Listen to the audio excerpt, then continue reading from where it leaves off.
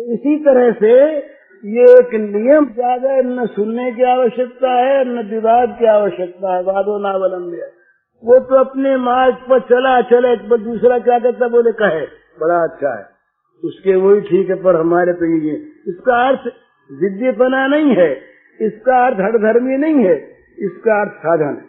अगर वो दूसरे पर आक्षेप करे, गाली दे, तब तो खराब, वो भी बड़ा अच्छा, भाई अमुक स्त्री के लिए उसका पति बड़ा अच्छा, पर हमारा जो पति यही है, हमको तो ये था।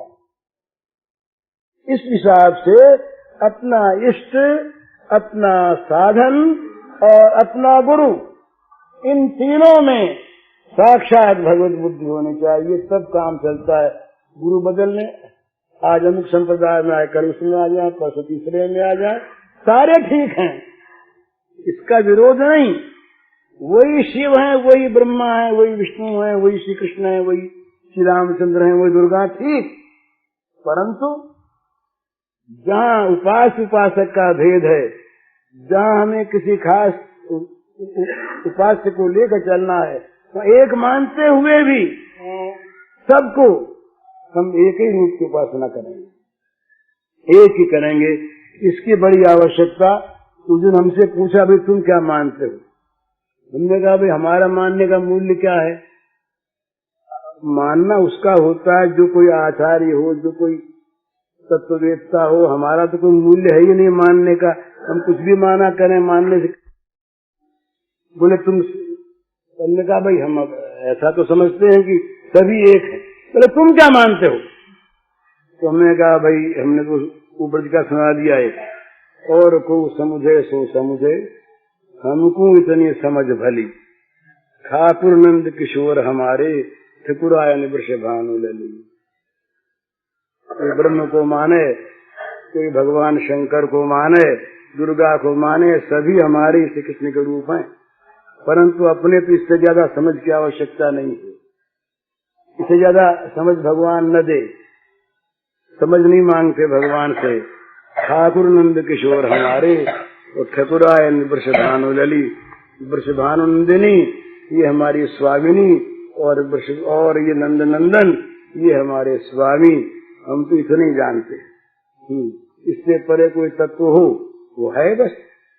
तो ये अपनी बात, इसका अर्थ ये नहीं इस बात को सब मान ले। क्यों मान ले, जब हम नहीं मानते तो दूसरे क्यों मान ले, और जब हम सबको एक समझते दूसरे क्यों न समझें।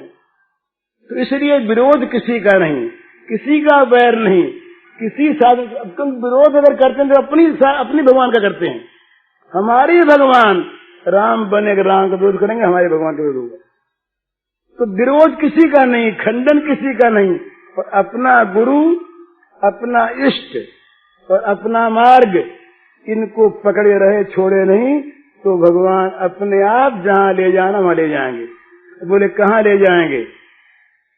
अब ये चौथी बात आई, लक्ष्य की बात, भगवान एक की बात, साधन की विभिन्नता की बात, भगवान कहाँ ले जाएंगे।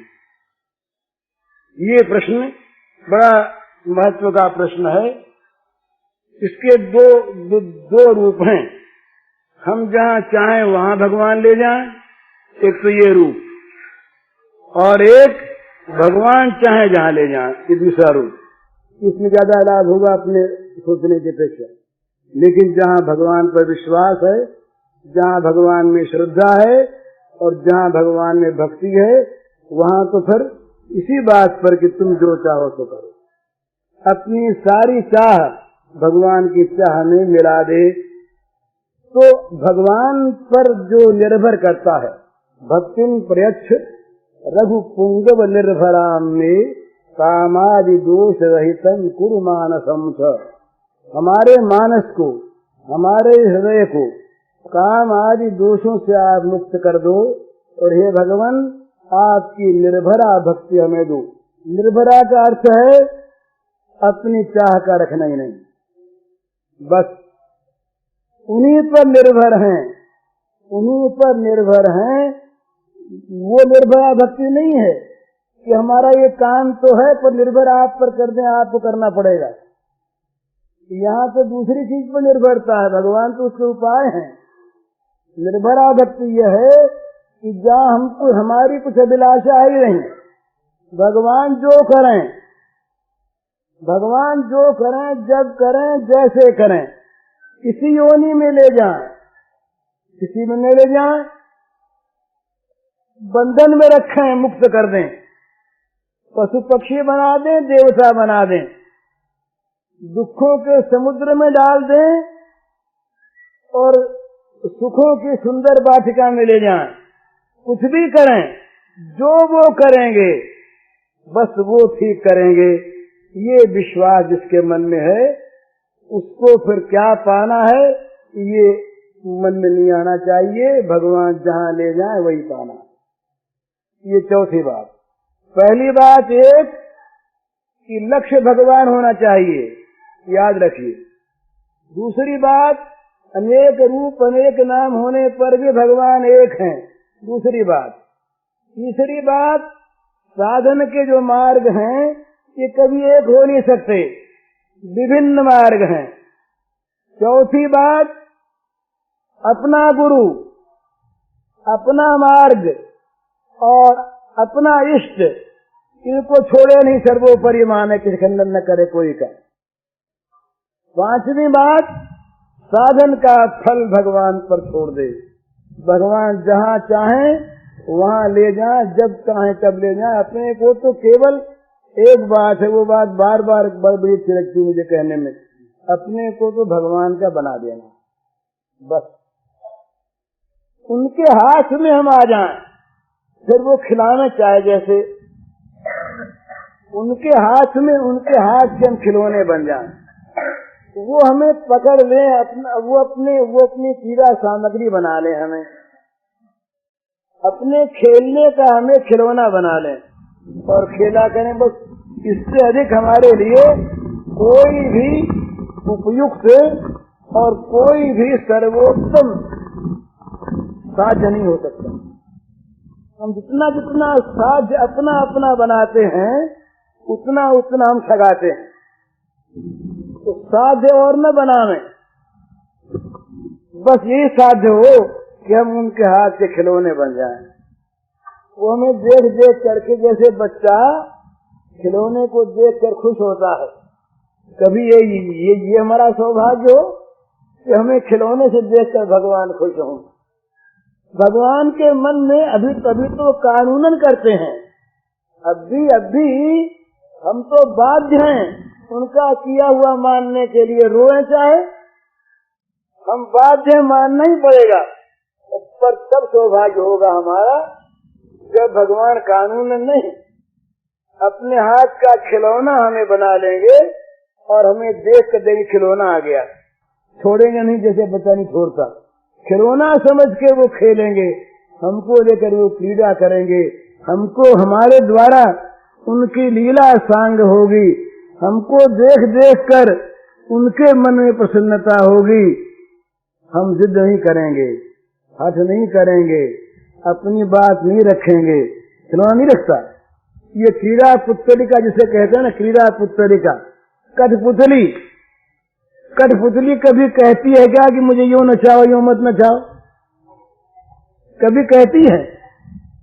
वो कभी कहती है कि मैं खड़ी होऊंगी और सोऊंगी नहीं, वो कभी कहती है कि मैं बाएं नहीं आऊंगी दाहिने रहूंगी। कठपुतली, क्रीड़ा पुतलिका, वो तो चाहे ऊपर उठा लें नीचे गिरा दें, दाएं ले जाएं बाएं ले जाएं, सुला दें नचा दें, गिरा दें उठा दें, वो तो सूत्रधार के हाथ में, जिस प्रकार सूत्रधार ठीक समझे, जैसे नचावे वैसे नाचने में उसका स्वभाव, वो आनाकानी नहीं करती। तो कठपुतली तो काज की पुतलिका है, जड़ है, पर ये प्रेमी अपने आप को प्रेमास्पद के हाथ का खिलौना बनाकर उसके आनंद की सामग्री बन जाए। प्रेमी का स्वभाव क्या है? थोड़े से में समझिए, प्रेमास्पद के आनंद की सामग्री बन जाना, बस प्रेमास्पद के सुख की सामग्री बन जाना। वो चाहे किसी प्रकार से अपने खिलौने से खेले, उसकी कोई मांग नहीं, उसकी कोई फरियाद नहीं, उसकी कोई आवश्यकता नहीं। वो तो केवल एक मांग रखता है, एक चीज चाहता है कि उनके सुख की सामग्री बना रहे, उनके पीड़ा का खिलौना बना रहे। वो खिलावे और कभी रख दे अलग, बोले अभी अलग रखेंगे। अलग रखने में भी वो कठपुतली नहीं कहती कि अलग क्यों रखा है, अलग रखेंगे। फिर मौज आई तो उठा लिया, लगे न खाने, फिर सुला दिया, बोले अभी दूसरा काम करेंगे, तुमको सुलाएंगे अलग, अच्छा सो जाओ अलग। किसी प्रकार से भी कठपुतली नहीं। तो ये भगवान कि मैं स्वयं बन जाते कठपुतली, जो ऐसा ये भागवत में आता है। ये वहाँ वात्सल्य भाव में वहाँ ये शब्द आया है कि भगवान वहाँ कैसी लीला करते हैं, जैसे ये कठपुतली नाचती है ऐसे यशोदा मैया और उसकी समवयस्का देवियां कहती है, अरे लल्ला जरा जा तो उठा ला खड़ाऊ। तो ठुमकते जाते हैं, नन्हे नन्हे पैरों से वो नूपुर इनके बजते रहते हैं। बड़ी सुंदर ध्वनि सुनने वाली सब माताएं मुग्ध हो गईं। अब वो जाके उठाता है खड़ाऊ, उठती नहीं खड़ाऊ, बाबा खड़ाऊ नहीं उठती। जिसने अपने संकल्प से अनंत विश्व ब्रह्मांडों को विघृत कर रखा है अधर में, उन भगवान से नंद बाबा के खड़ाऊ नहीं उठती। तो ये क्यों ऐसा? यशोदा मैया चाहती है कि न उठे, इससे न उठे और हम देख करके राजी हों, इससे न उठे पीड़ा और हम देख करके पसंद, जरा सा माखन और खा, आज तने खाया नहीं। वो दूसरी माताएं कहती हैं कि बोले मालूम होता है कि यशोदा ने कंजूसी से आज लल्ला को माखन दिया नहीं, तभी तो नहीं उठती इससे। चलो हमारे पास आओ, हम माखन देंगी और तब खाओ। हाँ बोले आया उनके पास आगे बोला सा जरा नाचो ना, जरा नाचो तब देंगे। शेष महेश गणेश दिनेश सुरेश जाहि निरंतर ध्यामे, जाहि अनादि अखंड अभेद छेद अनंत सुभेद बतावे।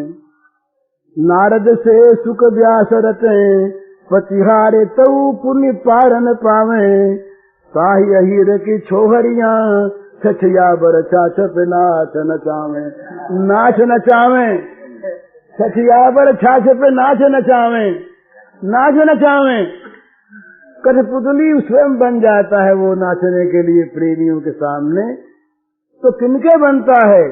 जो स्वयं कठपुतली बन जाते हैं उनके बनता है। जो अपने आप ही सारी मांगों को, सारी फरियादों को, सारी आकांक्षाओं को, सारे मनोरथों को, सारी चाहों को, सारी अभिलाषाओं को सब तरह से उनके चरणों में निछावर करके निश्चिंत मन से केवल उनके क्रीड़ा की पुतलिका बन जाते हैं, उनके खेल के खिलौने बन जाते हैं, उनके आनंद की सामग्री बन जाते हैं। उनके पास भगवान भी स्वयं क्रीड़ा पुतलिका बन जाते हैं। बोलो भाई कैसे करें? अब क्या करें? ये भगवान के जो प्रेमावतार है ना, अवतार के एक तो साधारण हेतु है, वो तो गीता में बताए हैं, वो सर्वसामान्य है, सर्वसामान्य। धर्म की रक्षा, अधर्म का विनाश, साधुओं का परित्राण, असाधुओं की सदगति प्रदान, ये उनका साधारण है। लेकिन भगवान ये आते क्यों हैं? बड़ी विलक्षण चीज है। शक्ति से सारा काम कर सकते हैं, वहां पर नहीं कर सकते क्या? बिना अवतार नहीं कर सकते।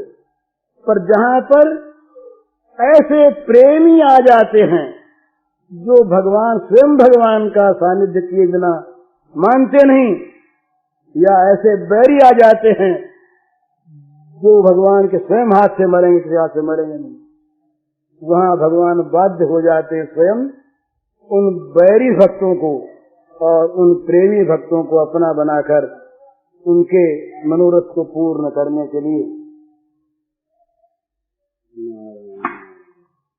का जो अवतरण होता है, अवतरण का अर्थ क्या है? तो बीच बीच में जरा दर्शने की बात आ जाती है। अवतार का अर्थ क्या है? आजकल कुछ लोग ऐसा मानते हैं, आज के विद्वान, कि जब मनुष्य उत्कर्ष करते करते ऊपर चढ़ते चढ़ते सद्गुणों में, आध्यात्मिकता में जब बहुत ऊंचे चढ़ जाता है तो उसी को अवतार मान लेते। कृष्णादि रामादि ऐसे अवतार थे, भगवान नहीं थे, महापुरुष थे, योगीराज थे। ये ऊंचे होते होते साधना में अत्युच्च शिखर पर जा पहुंचे तो लोगों ने इनको भगवान कहना शुरू कर दिया। इस प्रकार के इतिहास हैं। कब से कृष्ण को भगवान माना, कब से राम को भगवान माना, ये अंग्रेजों ने भी, इंटरनीस वगैरह ने इस पर बहुत कुछ लिखा और उसी के अनुसार अमीश दत्त वगैरह ने बहुत कुछ लिखा। तो यो मानते थे, पर ये अवतरण नहीं है, अवतार से नहीं सिद्ध होता इससे। ये तो अभ्युत्थान है, ये तो ऊंचे पर चढ़ना है, उतरना ही है। अवतार का अर्थ अवतरण, नीचे उतरना, नीचे उतरना अवतरण है, आरोहण नहीं है, वो तो आरोहण है। ये अवतरण भगवान उतरते हैं। उतरते कहाँ हैं? बच्चों में, प्रेमियों में उतर के अपने वैसे ही बनकर। ब्रह्मा को मोह हो गया, बोले ये कृष्ण जो है ये कैसा, ये सब बच्चों में बैठा है मंडली बना करके, और ये भगवान अभी अभी तो हमने देखा अघासुर के शरीर में से तेज निकला, और जब तक ये बाहर नहीं निकला था तब तक वो तेज खड़ा रहा बाहर, और अंदर से बाहर आने पर प्रवेश कर गया सारा तेज इसमें। भगवान की बात थी, समझ में आई, भगवान की बात समझ में आई। पर ये कैसा भगवान जो इन बच्चों में 5-5 वर्ष के बच्चे के साथ हंस रहा है और हंसा रहा है और ताली पीट रहा है, उनके साथ खा रहा है, खिला रहा है, जूठन दे रहा है, खा रहा है, ये भगवान कैसा? ब्रह्मा को मोह हो गया। यही तो अवतरण है, यही अवतरण है। आरोहण में बात, वहां तुम उपदेश करता बैठा बुद्ध भगवान को हम मान सकते किसी रूप में आरोहण, युद्ध को हम अवतार मानते हैं। ये तो अवतरण है। बच्चों में बैठ के बच्चों की सी करे, भूख लग गई, अब माँ से कहता है मुझे दूध पिला, मचल जाता है भगवान। दूध पीने के लिए, माँ का स्तन पीने के लिए रूठ जाता है और गुस्से में आके मटका फोड़ देता है, मटका फोड़ डालता है, फिर डर के मारे भाग जाता है कोठरी के अंदर, फिर बेट देख करके फिर भागता है, फिर बंधन के भय से भागता है, बांध लेट के तो रोता है। ये अवतरण तो भगवान बच्चों में आकर के जब अवतरित होते हैं तब साथ साथ ऐसी विचित्र, ऐसी सुंदर, ऐसी मनोहारिणी और ऐसी आदर्श लीला करते हैं, जिन लीलाओं को देख देख कर, सुन सुनकर और किसी का अनुकरण करके भी भगवान की सारी लीला अनुकरण नहीं होती। भगवान है, अनुकरण करके भी किसी किसी लीला का जीव धन्य होते हैं। तो ये भगवान का अवतरण भी क्यों होता है? ये भी प्रेमियों के लिए होता है, प्रेमियों के लिए भगवान का अवतरण होता है। तो भगवान जब अवतरित होते हैं तब प्रेमियों को परमानंद की प्राप्ति होती है। तो प्रेमी का स्वरूप क्या है? प्रेमी का स्वरूप जो मैंने कहा एक ही स्वरूप है, दो नहीं। प्रेमी बस एक बात, ये सब याद करने भला के किसी को प्रेम प्राप्त करना है। प्रेमास्पद भगवान के आनंद की सामग्री बन गया बस, और कुछ नहीं। अगर नरक में जाने से प्रेमास्पद को आनंद है तो नरक उसके लिए वैकुंठ से बढ़कर सुखदायी है। अगर भगवान का न मिलना भगवान को सुखदायी है तो वो भगवान के मिलन की आकांक्षा करता है, विरह का दुख सहता हुआ भी भगवान को सुखी देखकर। अगर वो संसार में अपमानित, पददलित, निंदित होता है, उसमें उसके भगवान प्रसन्न होते हैं। वो कहता बड़ा अच्छा, हमें यही चीज मिलती रहे, यही मिलती रहे, उसे न जगत की परवाह है और न उसे जगत के सुखों की चाह है। वो चाह परवाह दोनों से रहित, चाह परवाह दोनों की बात भूल कर, चाह परवाह दोनों की बात भूल कर वो नित्य प्रशांत महासागर में जैसे कोई डूबा रहता है, ऐसे प्रेमांबुधि में डूबा रहता है। भगवान ने कहा विहाय कामान सर्वान पुमाशत निष्प्रयो निर्ममो निरहंकार प्रशांति मधिगच्छति। इस प्रेमी में सब गुण भूगते हैं, उससे कोई कामना है ही नहीं, किसी बात की बात देखता ही नहीं, कहीं उसे ममता है ही नहीं, अहंकार तो सारा का सारा उसका जल गया। बस वो केवल केवल और केवल कठपुतली की भांति भगवान के सुख की सामग्री बन गया, बस मौज। इस प्रकार से भगवान के सुख की सामग्री बना रहे ये प्रेम। इस प्रेम में मधुरता क्यों है, ये समझने की बात है। जहाँ जहाँ पर काम है, कामना है, वहाँ वहाँ मधुरता में खारापन है, विष है। विष आ गया, विष, काम आ गया, कामना आ गई, जहर आ गया, तो वो मधुर नहीं होगा। मधुर का अर्थ ही है, मधुर का अर्थ ही है जिस किसी तरफ से लो मीठा ही मीठा। जैसे कोई देखने में शक्ल का चाहे टूंगा बना दे पर बने मिश्री का, किसी तरफ से उसे चखे, वहाँ खारापन ही नहीं, रसी रस है। तो जहाँ पर विशुद्ध प्रेम है वहाँ पर कामना का विष नहीं है, काम विष नहीं है। मोक्ष की इच्छा भी काम है, काम है, वहाँ इस काम का विष भी नहीं है। वो सर्वथा विष रहित, सर्वत्र सुधा, सुधा ही सुधा, अमृत ही अमृत से भरा हुआ, वो बस केवल माधुर्य का एक रस भंडार है। रस भंडार माधुर्य का केवल मधुर रस भरा है। तो ये मधुर रस का अर्थ प्रेम, तो प्रेम का अर्थ मधुर रस। इसमें कहीं भी किसी प्रकार का कामना का कलंक नहीं, इसमें किसी प्रकार की अहम की मंगलाकांक्षा नहीं, इसमें किसी प्रकार भी अपने आप से अपना ममत्व नहीं। महाराज, बड़ी विलक्षण बात है। बंधन से छुटकारा जो चाहता है मुमुक्षु, उसका भी अपने में ममत्व है, अपने जीवत्व में, अपने आत्मत्व में मैं छुटकारा पा जाऊं, यह है ना। पर यहाँ पर किसी ममत्व की कल्पना ही नहीं है। यहाँ तो केवल और केवल अपने प्रेमास्पद के पवित्र सुख का आस्वादन सुख देने वाला है। अतएव चतुर्दिक सर्वत्र केवल माधुर्य ही माधुर्य है।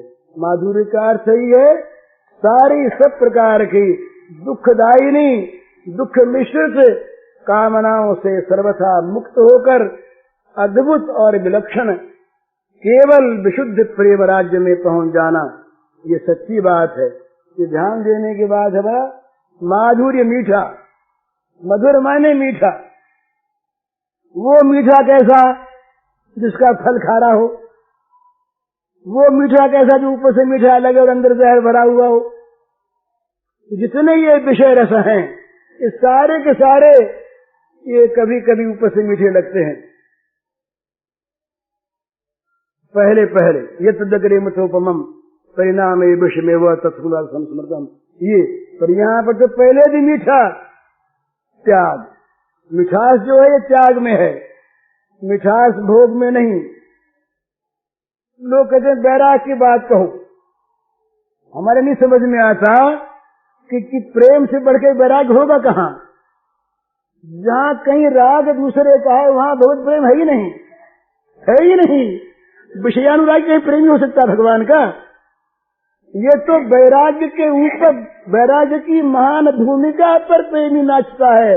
उसका रंगमंच जो है ना, प्रेमी का जो रंगमंच है वो भोगों का है ही नहीं। वहाँ तो मोक्ष तक की कामना का कलंक मानकर उसका भी परित्याग। वो तो केवल वैराग्य की पवित्र भूमि है, जहाँ जगत का सारा राग सब प्रकार से जला दिया गया। वहाँ प्रेम देवता आते हैं, कहीं जगत के राग में प्रेम देवता आते हैं, वहाँ तो काम राक्षस आता है, वहाँ दैत्य आता, असुर आता है, प्रेम के नाम पर असुर आके पछाड़ देता है। और भगवान के प्रेम राज्य में जगत का विराग स्वाभाविक। इसीलिए भागवत के महात्म में एक बड़ा सुंदर शब्द गोकर्ण जी ने कहा, वैराग्य राग रसिको भव।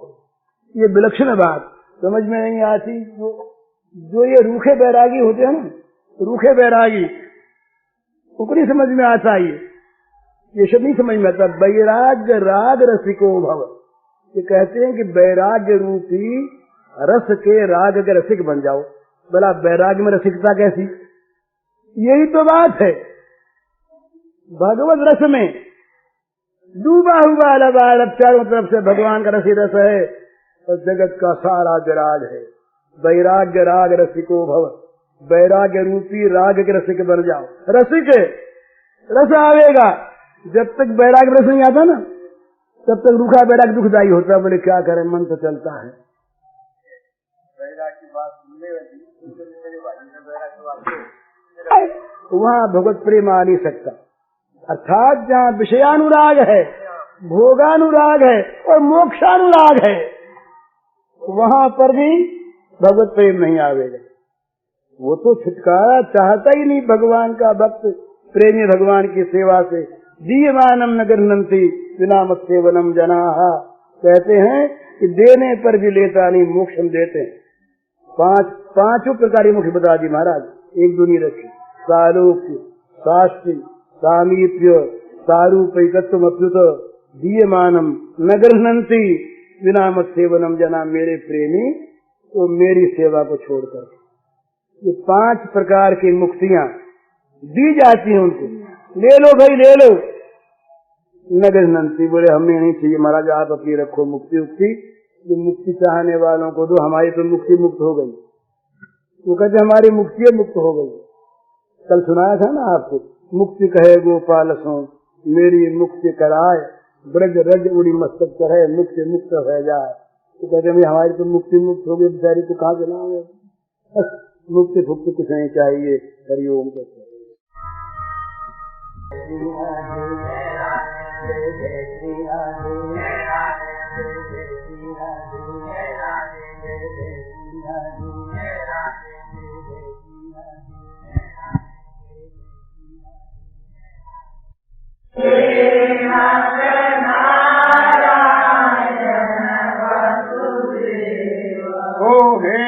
नाथ नारायण वासुदेवा, नाथ नारायण वासुदेवा, श्री कृष्ण गोविंद हरे मुरारे,